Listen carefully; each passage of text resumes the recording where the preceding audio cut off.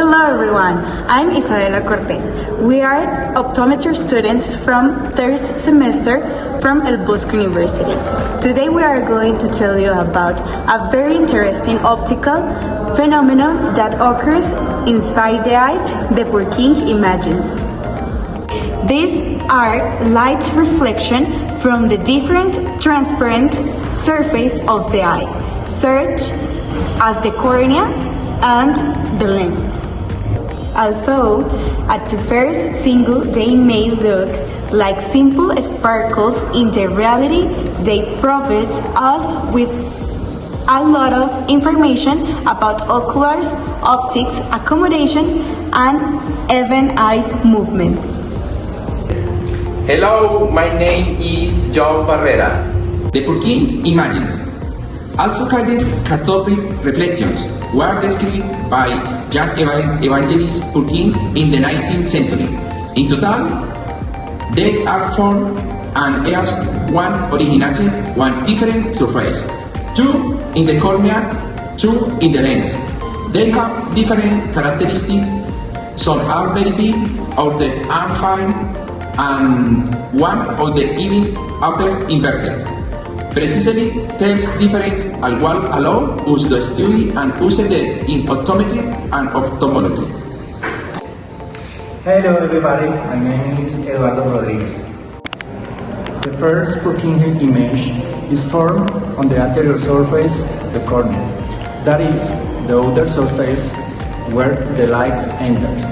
It is a virtual upright image, which means that cannot be projected on a screen and maintains the same orientation as the object.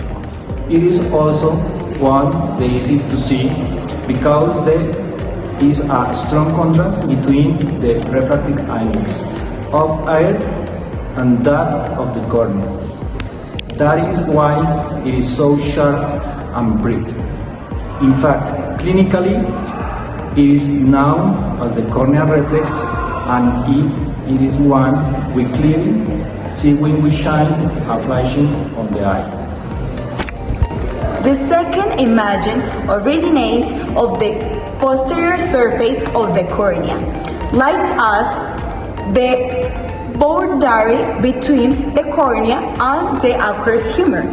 It is also a virtual and upright image, but it has several different components to the first one. It is much weaker, smaller, and hard to observe. This happens because the difference in the reflective inside between the cornea and the aqueous humor is minimal. In practice, these images almost blend with the first one, and many times it goes unnoticed.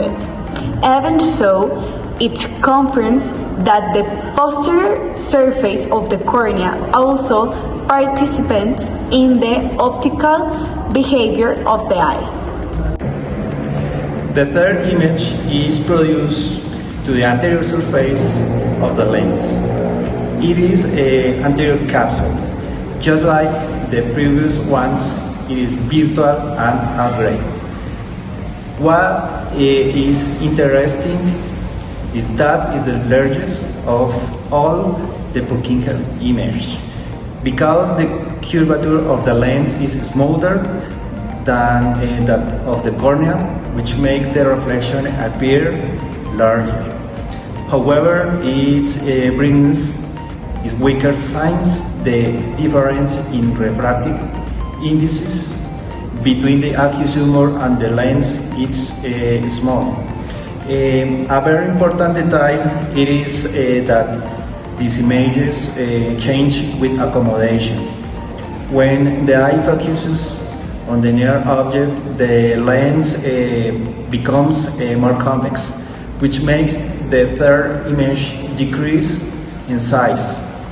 That is why it is essential to study how accommodation works and how the lens behaves in presbyopia. The four Purkinje images is formed on the posterior surface on the lens in the posterior capsule. It is the only one that is real and inverted, which means in the chance oriented with respect on the object and could even be projected onto a screen. It is smaller than the Virgin Magic, but is usually sharper than the tip. This inversion is key because it confirms that we are dealing with a convex surface that reflects light in the opposition direction. Together with the 3D Magic, the form is very useful to study the position, curvature, and movement of the lens during accommodation. If we compare the size of the images, the larger is the third, followed by the first, the second, and finally the smallest is the fourth.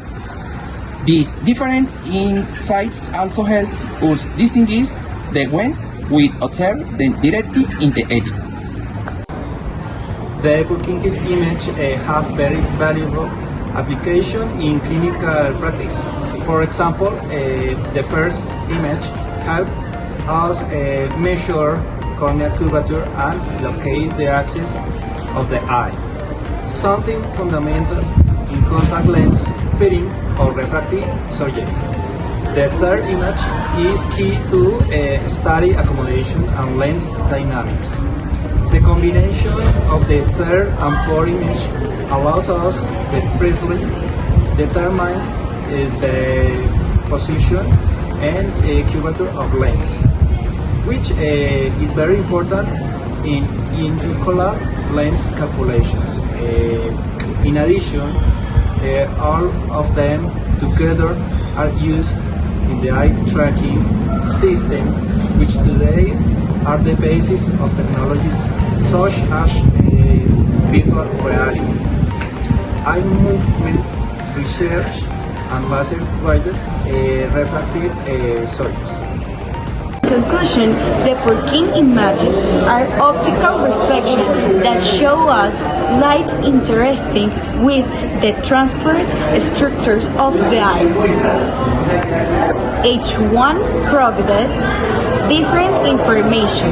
The first two with the cornea and the last two with the lens. The third stands out because it changes with accommodation, and the fourth because it's the only one that is real and inverted. Thanks to them, we can between understand ocular optics and apply that concept in diagnostic, learning, and new visual technologies. Thank you for watching. Now to know the Purkinje reflection. Keep shining with the Purkinje reflection. Third semester from university or